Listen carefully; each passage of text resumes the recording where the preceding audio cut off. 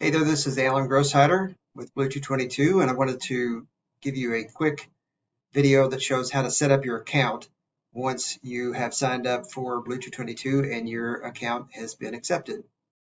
If you are signing up from the website, you just click on this sign up link, fill out this short form, and there's going to be two other pages that are just as short as that. Very easy. And once your account has been approved, you'll get an email letting you know that your account is active.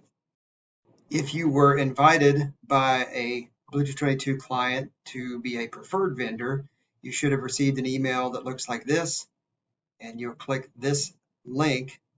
And if you currently have a Blue222 account, it'll open your account and ask for your password.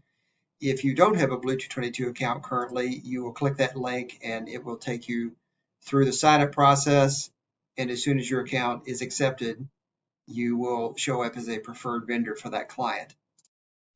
If you signed up for Blue222 from the website and not by clicking on the link in the invitation that was sent to you, as long as you use the same email that the client used to invite you, when you log in for the first time after your account is approved, you will see that invitation waiting for you to become a preferred vendor for that client.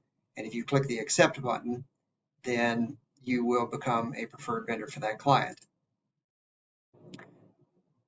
When you first sign in, you're not going to have a bunch of projects on the dashboard like this. The way the dashboard works is simple. This just shows the RFP invitations. If it's highlighted red, that means you haven't opened it yet and looked at it. And then each of these columns just sorts by clicking on it. So proposals that you have submitted, active projects, pretty easy, pretty self-explanatory. But an important thing you need to do is finish your profile. So if you click on your name and click on My Profile, this is going to open up your profile. If you want to see items that the system is recommending you finish, you can look at this profile strength bar.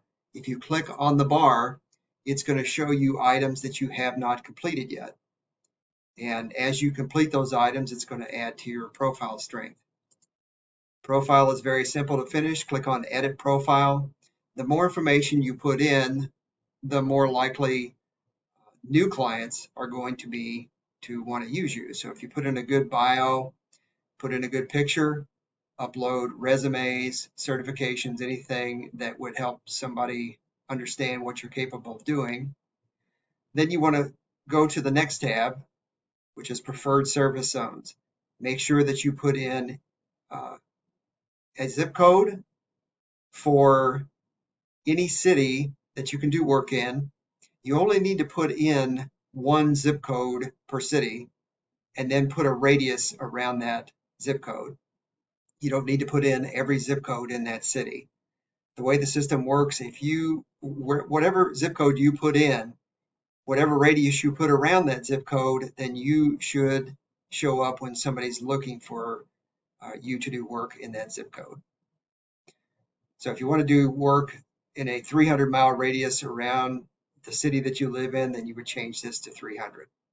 If there are 2 or 3 different cities that you typically do work in, then you can add other zip codes.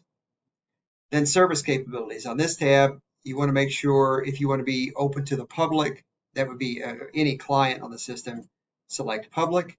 If you only want to be seen by your clients that you are a preferred vendor for, then you click this. And the other categories really shouldn't apply. If you have errors and omissions insurance, you can click yes and add errors and omissions insurance right here, total.